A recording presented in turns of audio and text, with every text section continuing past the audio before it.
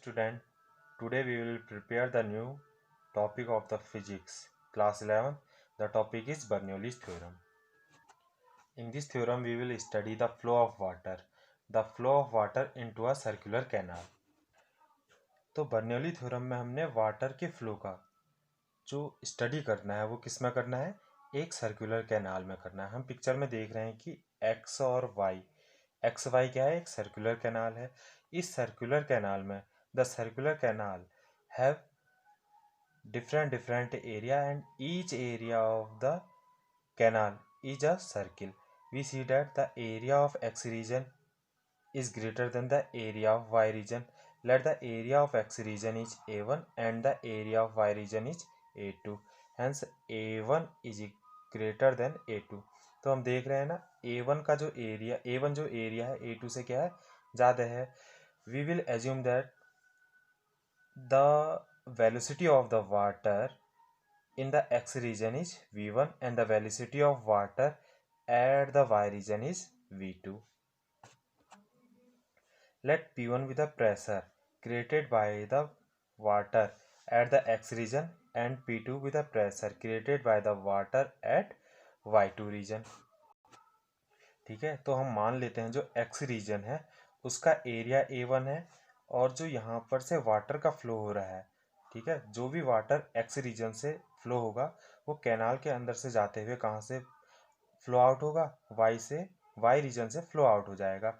Late x region का जो area है, let the area of x region is a1 and the velocity at x region is v1 and the pressure created by the water on the y region is p1. Similarly, the pressure created by water at y is p2 and the area is a2 and the velocity created by water on y region is v2. Also, the height of x region from the ground is h1 and the height of y region from the ground is y2. हम देख रहे हैं कि जो ground है इस यहाँ पर से x रीजन की जो हाइट है h1 है और y2 रीजन की जो हाइट है, y की जो हाइट है वो क्या है, h2 है। तो अब हम जो वाटर x रीजन से फ्लो होगा वही वाटर y रीजन से फ्लो आउट होगा। तो इस वाटर में क्या क्या प्रॉपर्टीज हैं, क्या क्या क्रिएट करता है, उसके बारे में हम स्टडी करते हैं। So we start from the x region. अब हम देखेंगे कि x रीजन में जैसे वाटर इंटर करता है x रीजन में, क्योंकि स्टार्टिंग पॉइंट तो x रीजन ही, जैसे ही x रीजन में वाटर इंटर करेगा तो 1 सेकेंड में कितनी डिस्टेंस ट्रेवल करेगा, पहले वो निकालेंगे। ठीक है, we will find the distance travel by the water in 1 second in the x region from the formula that is speed is equal to distance upon time. Speed is equal to distance upon time. Okay, from speed is equal to distance upon time we will find the distance, and speed is given that speed at x region is v1 and time is 1 second, so distance is equal to v1. Okay, now we find the pressure created by this water at the x region. So pressure is equal to force upon area. Pressure at the x region is P1 and force is F and area of x region is A1. So from here we find force. Force is equal to P1 multiply A1. We make this equation number 1. Now we calculate the work done by the liquid, that is water, in 1 second in the same region. So work done in 1 second is given by force multiply displacement in the direction of force. Force we have in from equation 1 we get P1 into A1 and displacement the distance traveled by the liquid in 1 second is V1. So the work done by the liquid in 1 second is given by P1 A1 into V1. तो यहाँ तक का देखते हैं, अभी तक हमने क्या क्या कैलकुलेशन करी है, शुरू से देखते हैं एक बार। पहले तो हमने क्या करा, पहले हमने एक्स रीजन में 1 सेकेंड में जो लिक्विड था उसने कितना डिस्टेंस ट्रेवल करा, वो फाइंड करा, वो कितना था V1। फिर हमने क्या किया, फिर हमने जो प्रेशर क्रिएट करा था वाटर ने, जैसे ही वो एक्स रीजन में इंटर करता है तो कितना प्रेशर क्रिएट करता है वो फाइंड करा। उस फॉर्मूले से हमने जो फोर्स लग रहा है वहाँ पर उसका कैलकुलेशन करा। जब हमारे पास फोर्स की वैल्यू आ गई तो हमने क्या करा, एक्स रीजन में 1 सेकेंड में जो वर्क डन है उसको फाइंड कर लिया। अब सिमिलरली यह वर्क डन क्या होगा, we will get from the Y region. Similarly at Y reason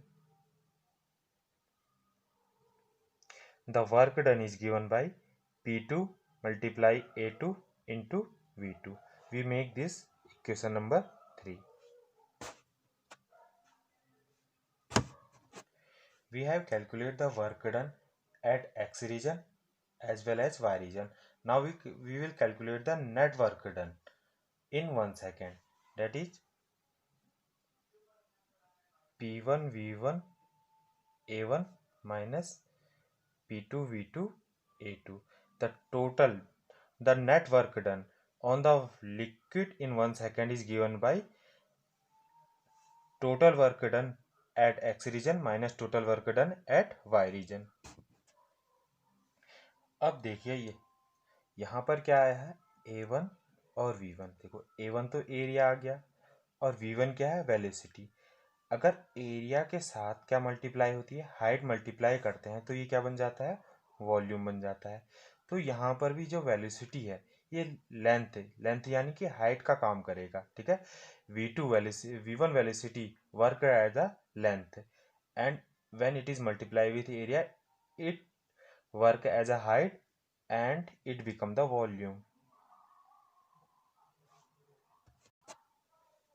So A1 V1 and A2 V2 both are volume of water. A1 V1 is the volume of water in X region which enters in X region, and A2 V2 is the volume of water which flow out from the Y region. So these two volume of water are equal. तो जितना पानी इस x reason से inter करा होगा canal में उतना ही पानी तो वाई रीजन से बाहर गया होगा, ठीक है। तो A1 V1 is equal to A2 V2 is equal to AV. So equation 4 becomes this, and now we take AV as common. Now P1 minus P2 AV is the net work done by the work done on the liquid in 1 second.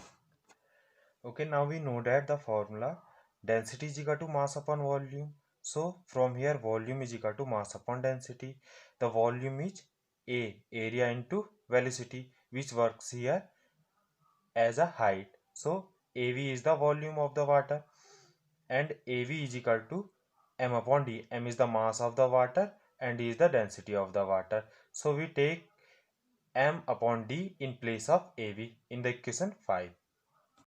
Now we discussed about the kinetic velocity as well as potential velocity of the water from X region to Y region.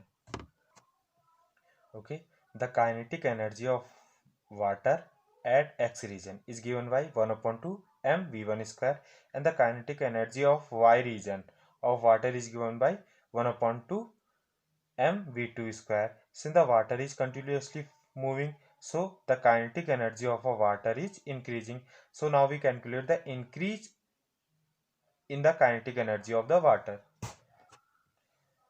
This is the increase of kinetic energy of water. Now we calculate the potential energy of the water in X region as well as Y region. तो देखिए जो potential energy होगी x reason में वो होगी mgh, H is H1, and the potential energy of the liquid at Y region is mgh2. The decrease in potential energy, देखिए अब ऊपर तो हम कह रहे हैं the increase in kinetic energy, now we are saying that the decrease in potential energy. What are the difference in two statement. अब water move कर रहा है तो शुरू में तो उसकी जो एनर्जी होगी वो तो स्टैटिक एनर्जी होगी यानी पोटेंशियल एनर्जी होगी. अब because the water is continuously moving, so its all potential energy is converted to kinetic energy. ठीक है। तो काइनेटिक एनर्जी तो इंक्रीज होते जाएगी लेकिन पोटेंशियल एनर्जी डिक्रीज हो जाएगी। इसीलिए हमने यहाँ पे इंक्रीजमेंट के लिए क्या किया है, फाइनल में से इनिशियल को माइनस करा और डिक्रीज फाइंड करने के लिए इनिशियल में से फाइनल को माइनस कर रखा है। अब हम फाइंड करेंगे जो एनर्जी में नेट इंक्रीजमेंट हुआ है वो कितना हुआ है। यानी हम क्या करेंगे, जो काइनेटिक एनर्जी है और पोटेंशियल एनर्जी है उनका डिफरेंस फाइंड करेंगे। यही डिफरेंस क्या कर शो करेगा, जो नेट इंक्रीजमेंट है लिक्विड का वो शो करेगा। तो ये हमारा आएगा जो वाटर फ्लो हुआ है एक्स से वाई रीजन के बीच में, ठीक है, जो उसमें नेट एनर्जी का चेंज हुआ है, कितना इंक्रीजमेंट हुआ है, वो तो हमारा ये आ गया। देखिए अब हमने क्या क्या फाइंड करा, हमने क्या फाइंड करा है, नेट इंक्रीजमेंट फाइंड कर रखा है। अब according to the law of conservation of energy, conservation of energy का लॉ क्या है, the total net work is equal to the total increase in energy. तो देखिए यहाँ पे हमने क्या निकाला था, टोटल वर्क डन निकाला था। टोटल वर्क डन किसके इक्वल हो गया, law of conservation of energy से टोटल इंक्रीज इन एनर्जी के। तो जो हमने काम किया वही तो एनर्जी में चेंज हो रहा है, यहाँ यही तो है law of conservation of energy. तो यहाँ से देखिए एम एम एम एम क्या होगा, यहाँ पर से कैंसिल आउट हो जाएगा। अब हम इसको सॉल्व करेंगे, P1 V1 और H1, ये P1 V1 H1 यानी ये किस रीजन के पार्ट होगा, ये एक्स रीजन के पार्ट हो जाएगा। और P2 V2 और H2 ये किस रीजन के पार्ट हो जाएंगे, ये हो जाएंगे वाई रीजन के पार्ट। P1 V1 और H1 वाले पार्ट को एक साथ लाएंगे, P2 V2 और H2 वाले पार्ट को एक साथ ले जाएंगे। Hence we see that the pressure, the sum of pressure at x region and the kinetic energy and potential energy is equal to the sum of pressure, potential energy and kinetic energy of other side. Okay, अब हम क्या देखते हैं कि चाहे canal का कोई भी पार्ट ले लो, ये कैनाल है ये कैनाल है, अब हमने तो ये दो कैनाल के पार्ट लिए, अब चाहे इसके पार्ट के लेंगे तो ये जो एनर्जी है, ये प्रेशर है, प्रेशर भी एक प्रकार की क्या हुई एनर्जी होगी।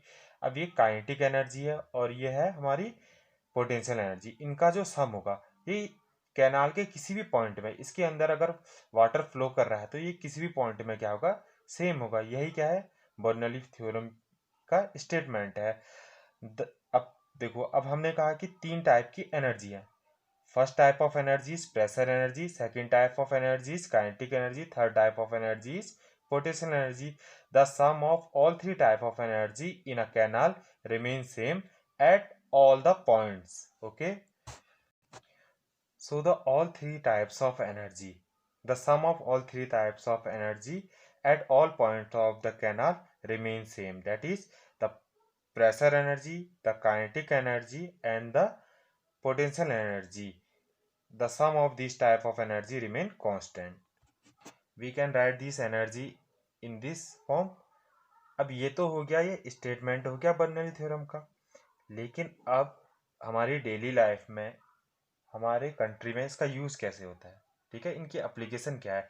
इसकी एप्लीकेशन क्या है, इस तरह का जो हमने सेव बनाया, ये क्या होता है, बड़े बड़े जो डैम होते हैं उनमें क्या होता है, प्रेशर क्रिएट करने के लिए। देखो अंदर तो प्रेशर सेम है, प्रेशर तो क्या होगा, क्रिएट इक्वल होते रहेगा, इनका सम सेम है, ठीक है। जैसे ही फ्लो आउट होगा पानी बाहर, वैसे ही क्या हो जाएगा, ये ज़्यादा प्रेशर क्रिएट करेगा। देखो यहाँ इसका एरिया क्या था, A1 था, इसका A2, इसमें जो वेलोसिटी थी V1 और इसकी वेलोसिटी थी V2।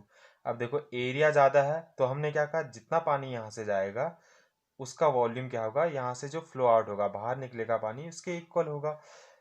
तो ये कैसे पॉसिबल, देखो यहाँ ए ज़्यादा है, एरिया ज़्यादा है, तो यहाँ वेलोसिटी ए कम है, ठीक है, लेकिन फिर भी ये दोनों इक्वल है। तो इसका मतलब ये है कि जो वेलोसिटी है ये क्या होगी, जो फ्लो आउट वाला रीजन है, सेकंड रीजन है जहाँ से पानी बाहर निकलेगा, वहाँ वेलोसिटी ज़्यादा होगी।